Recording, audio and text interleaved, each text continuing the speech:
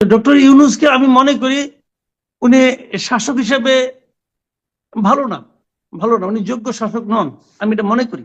এটা আমার অপিনিয়ন। কিন্তু আবার উনি চোর না, আমি আবার এটাও মনে করি। এখন একজন লোক তেমন কোনো কাজের না কিন্তু চোর না, আবার একজন লোক অনেক কাজের অনেক চোর। আমি কোনটা পছন্দ করব? আমি তো এতদিন অনেক কাজের অনেক চোরের পাল্লায় ছিলাম, সবই চুরি করে নিয়ে যাচ্ছিল।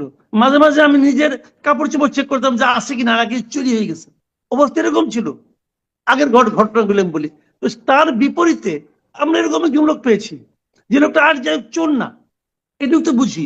ওনার যারা উপদেষ্টা আছে, দু একজন সম্পর্কে কিছু কিছু কথা শুনি, দুই তিনজন সম্পর্কে আমি বলতে পারবো, বাকিরা মোটামুটি অকর্মণ্য বলি, কিন্তু চোর বলি না, তাই না? এটা কিন্তু একটা পজিটিভ দিক। তো এই জায়গাটাতে ওনার প্রতি সাধারণ মানুষের এক ধরনের আস্থা তৈরি হয়েছে, যে আর যাই হোক ব্যাংক ট্যাঙ্ক তো সব লুটপাট করে নিয়ে যাচ্ছে না, এরকম একটা ধারণা কিন্তু মানুষের মধ্যে আছে। আবার এটুকু থাকার পরে তার সবকিছু মাফ হয়ে যাচ্ছে তাও না, কিন্তু বিপরীত দিকে যেটা আগে ছিল না, গত কিছুদিন ধরে আমি খেয়াল করতেছি যে একটা গ্রুপ খুব সতর্কভাবে এবং খুব সক্রিয়ভাবে এই ধরনের একটা ধারণা সমাজে প্রচার করার চেষ্টা করছেন যে ডক্টর ইউনূসেরই 5 বছর থাকা উচিত। কেউ কেউ বলছেন যে অন্তত পক্ষে শেখ হাসিনার মেয়াদ যতদিন ছিল ততদিন থাকা উচিত। এইগুলি কিন্তু তারা সুকৌশলে বলছেন, বাট এটা আসলে আনফর্চুনেট, এটা আসলে আমি মনে করি উচিত না। উচিত না, আমি উদাহরণ দিয়ে বলি আপনাকে। এই যে সামিট টামিট হচ্ছে না, এই যে বিভিন্ন রকম মেলা টেলা হচ্ছে না, বিনিয়োগকারীরা আসতেছে, আলোচনা হচ্ছে, বিনিয়োগ কিন্তু হবে না ভাই। হবে না কেন? যারা বিনিয়োগ করবে তারা কিন্তু পলিটিক্সের না, তারা কিন্তু রাজনীতি বুঝে না, তারা বুঝে প্রফিট। সোজা হিসাব, আপনার এখানে বিনিয়োগ করবে আপনাকে ভালোবেসে না, আপনাকে বিনিয়োগ করবে আপনার এখানে বিনিয়োগ করে তার প্রফিট হবে, এই কারণে সে বিনিয়োগ করবে। এটা সারা দুনিয়ার নিয়ম। তো প্রফিটের মূল জিনিসটা কি? সাস্টেনেবিলিটি। যে আমি নিশ্চয়তা চাই 5 বছরে আমি যে টাকাটা এনে বিনিয়োগ করব, আমি কি জানবো যে তুমি কতদিন থাকবা থাকবা না? এই গভর্নমেন্ট কি, গভর্নমেন্টের নামটা কি? অন্তর্বর্তীকালীন সরকার। মানে এটা কোনো রেগুলার গভর্নমেন্ট কিন্তু না। একটা গভর্নমেন্ট আসবে, সেই গভর্নমেন্ট আসতে আসতে যতদিন সময় লাগবে ততদিন এরা থাকবেন। তো এদের কাজ হলো নতুন একটা গভর্নমেন্ট আসার পথটাকে মসৃণ করে দেওয়া, এদের একটা বেসিক কাজ। এরা অন্য অন্য কাজকে বেসিক কাজ বলতেছে, ওটা অন্যায় করতেছে তারা। তাদের মূল কাজ হলো আরেকটা গভর্নমেন্ট আসার পথটাকে মসৃণ করা, এটা তাদের মূল কাজ। পাশাপাশি তার আরেকটা কাজ যেটাকে সাবসিডিয়ারি কাজ হিসেবে বলা হচ্ছে, কেউ কেউ বলছে আপনি সংস্কার করবেন, অমুক করবেন। আমি মনে করি এদের পক্ষে সংস্কার করা সম্ভব না। আমি কেন মনে করি তাও আপনাকে বলি। 8 মাস হয়ে গেছে, 8 মাসে তারা সংস্কারের পথে এক কদম এগিয়ে যেতে পারে নাই, বরং আরো ঝামেলা পাকাইতেছে। এটার মূল কারণ হলো তারা যে সমস্ত সংস্কার কমিশন গঠন করছে, এই কমিশনগুলি ছিল বিতর্কিত কমিশন। একটা কমিশনকে আমি আপ টু দ্য মার্ক মনে করি না, আমি মনে করি না পার্সোনালি। তো এই কমিশনগুলি দিয়ে ভালো কিছু আসবে না। তো সেই কমিশন আবার পলিটিক্যাল পার্টিগুলোর সঙ্গে বসতেছে। ভালো হতো যদি ওই কমিশনগুলো ওই পলিটিক্যাল পার্টিদের রিপ্রেজেন্টেটিভদের নিয়ে গঠিত হতো, প্রত্যেক পার্টিতে একটা নিতে, তাহলে আবার এই এখন সময় ক্ষেপণটা হতো না। কাজে এরা সংস্কার করতে পারবে না। এদের মূল কাজ হলো একটা ইলেকশন দেওয়া। সেই ইলেকশন না দেওয়া পর্যন্ত, নতুন একটা গভর্নমেন্ট না আসা পর্যন্ত, যত লোকেই যত প্রতিশ্রুতির কথা বলুক, আপনি নিশ্চিত থাকেন বড় কোনো বিনিয়োগ এদেশে আসবে না। ইম্পসিবল। এইটা পুঁজিবাদের ধর্মই না। পুঁজিটা তারা সেখানেই বিনিয়োগ করবে যেখান থেকে তার রিটার্নটা তার কনফার্ম হবে। এই একটা অনিশ্চিত সরকারের অধীনে তারা এটা করবে না। যে কারণে তাদের এই যে প্রচারণাটা 5 বছর চাই, এটা বেসিক্যালি করতেছেন ওই পিনাকি সাহেব। উনি তো ঘোষণায় দিয়ে নামছেন যে এই গভর্নমেন্টকে 5 বছর রাখতে হবে। আবার হাইপোথিসিস দিয়েছেন, এর মধ্যে তারেক রহমানকে কেমন করে ঢুকাবেন, সব দল থেকে একজন দুজনকে নিবেন, নিলে আমাদের ফুয়াদ ভাই হইতে পারবেন একজন উপদেষ্টা। সেক্ষেত্রে আমরা খুশি যে আমাদের ক্লোজ একজন লোক হলো, অসুবিধা নাই। কিন্তু আমি মনে করি ওই থিওরি ভাই হবে না, ওই থিওরি দেশের মানুষ খাবে না। ওই পিনাকি সাহেবের উর্বর মস্তিষ্ক থেকে আসতে পারে, বাট ওইটা বাস্তবে ওটার কোনো বেল আছে বলে আমি মনে করি না। ওনার কিছু ভক্ত বালক আছে, ওই ভক্ত বালকরা ওনার জন্য জানে, মানে জান দিয়ে দিবে, এটা নিয়ে আলোচনা করবে, কিন্তু বাস্তবে এটা হয় না। একটা অনির্বাচিত সরকার 5 বছর থাকবে, এটা কোনো সুস্থ সমাজের ক্যারেক্টার হতে পারে না। মানে এর আগে 11 সরকার 2 বছর ছিল, এবারে সেটাও তো একটা বিষয় ছিল, 3 মাসের জায়গায় 2 বছর এক এসে এগারো থাকলো। সরকারের, এক এগারো সরকার নিয়ে এখন আপনি প্রশংসা করে এরকম দুইজন লোক খুঁজে বের করতে পারবেন? হুম হুম। তাহলে ডক্টর ইউনূস কি সেই পরিণতিকে ইনভাইট করবেন? আমার মনে হয় উনি অত মূর্খ এখনো হন নাই।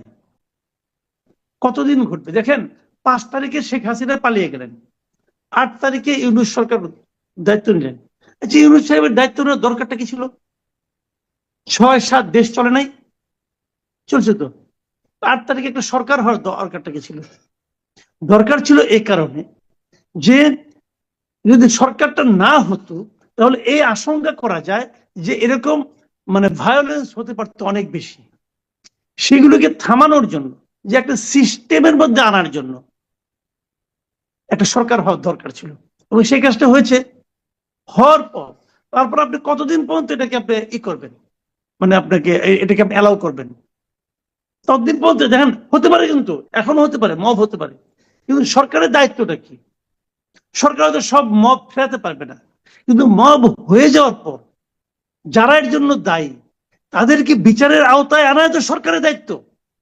আমি এই জায়গাটুকুতে ফুয়াদ ভাইয়ের সঙ্গে দ্বিমত পোষণ করি, যে একটা ঘটনা ঘটে গেল হয়তো তাৎক্ষণিক মানুষের উত্তেজনার কারণে ঘটে গেল, সরকার না করলো, যে তোমরা ঘটিও না, তারপরেও ঘটে গেল, কিন্তু যারা ঘটালো তাদেরকে তো আইনের আওতায় আনতে হবে। দেশে তো একটা আইন বলবৎ আছে। তারা আপনার কাজ করেন, সমস্ত আদালত বন্ধ করে দেন, যে আইন টাইন কিছু নাই, করো সবাই। তদন্ত করবেন না? তো আইনটা যে আছে এবং সে আইনটা যে কার্যকর আছে সেটা আপনাকে প্রমাণ করতে হবে না? আপনি কিভাবে প্রমাণ করবেন? যারা এই মবটা ঘটিয়েছে তাদেরকে আপনার আইনের আওতায় আনতে হবে। আনতে পেরেছেন?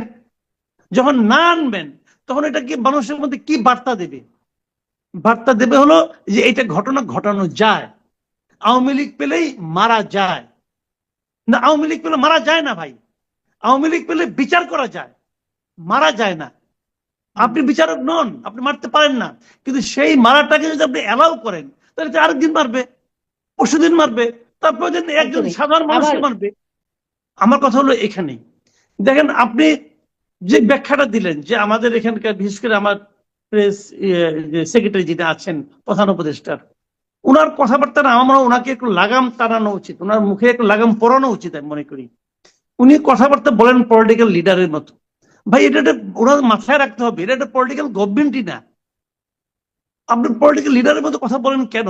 এবং বেশি কথা বলতে যে যেটা হয় ইদানিং দেখি যে উনি কোনো টক শোতে আর যান না, একা না হলে যান না। মানে উনি সিনিয়র সেক্রেটারি হওয়ার পরে ওনার জাত বোধ অনেক উপরে উঠছে আর কি। উনি এখন আমাদের মতো লোকের সঙ্গে আর টক শোতে বসেন না।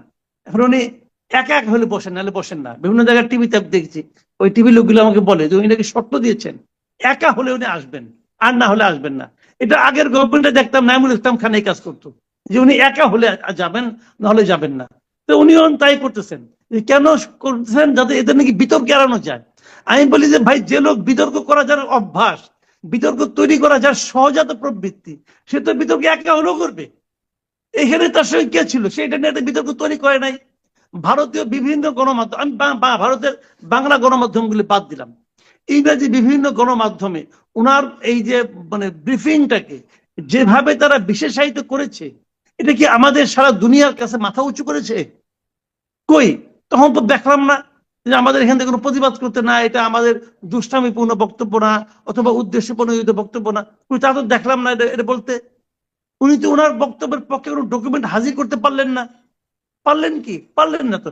প্রথম দিনে আমি সন্দেহ করেছিলাম, যে আমার যতটুকু অভিজ্ঞতা ভাই, আমি তো টুকটাক সাংবাদিকতা করছি, প্রায় 30-35 বছর সাংবাদিকতা করছি কিন্তু ভাই। মাসুদ কামাল, এই মানে লেভেলের ডকুমেন্ট বৈঠকে হাজির এভাবে করবেন কি কথা করে? হয় না। এখানে তো আলোচনা হচ্ছে। জি, দুঃখিত, আমি একটু ইন্টারাপ্ট করে ফেললাম আপনাকে, আমি দুঃখিত, কিন্তু এই কথাটা আমার মনে হলো যে আপনি বলছেন ডকুমেন্ট হাজির হাজির করতে পারলেন না, কিন্তু ডকুমেন্টটা হাজির করবেন কি করে? মানে তিনি তো আসলে বৈঠকে আলোচনার প্রেক্ষিতে তিনি তার বক্তব্যটা বলছেন, ডকুমেন্টটা কিভাবে দেবেন? না না, তাহলে ওরা কেন, তাহলে ওরাও শেয়ার করতেছে কেন? ওরা কেন বলতেছে যে এই কথার এই অর্থ নয়? ওরা তো বলতেছে, হুম। ওদের মিডিয়া তো বলতেছে না ভাই, তো সেইটার আপনি প্রতিবাদ দেন। আপনি সেই সেই ওদের এই বক্তব্য, যে বক্তব্যে ভারতের একাধিক, একটা দুটো না কিন্তু একাধিক ইংরেজি দৈনিকে, একাধিক ইংরেজি সংবাদ এটা কিন্তু সেই রিপাবলিক টিভির কে যাত্রার ভঙ্গে কথা বলতেছে, এটা বলে কিন্তু ভাই পার পাওয়া যাবে না। এটা বলে পার পাওয়া যাবে না, ওখানে অনেক আরো বড় সংবাদ মাধ্যমে বলছে। তো সেই বক্তব্যের প্রেক্ষিতে আমাদের বক্তব্যটা কি বলেন আপনি? যখন ওরা আমাদেরকে এইভাবে, আমাদের প্রেস সেক্রেটারিকে এইভাবে তারা সংজ্ঞায়িত করলো, এইভাবে বিশেষায়িত করলো, তার জবাবটা আমরা কি দিতে পারলাম? পারলাম কিছু? চুপ করে বসে আছি। তার মানেটা কি হলো? তাদেরটা স্ট্যান্ড করলো এবং প্রমাণিত হইলো যে আমাদের এই লোক এই ধরনের কথাবার্তা বলে। এখন প্রধান উপদেষ্টা প্রেস সেক্রেটারি এই ধরনের কথাবার্তা বলবে, এটা তো আমাদের জাতির জন্য সম্মান বয়ে আনে না? আনে কি? আনে না তো ভাই। আমি তো এরকম অন্য কারোর সঙ্গে সময় এরকম তো দেখি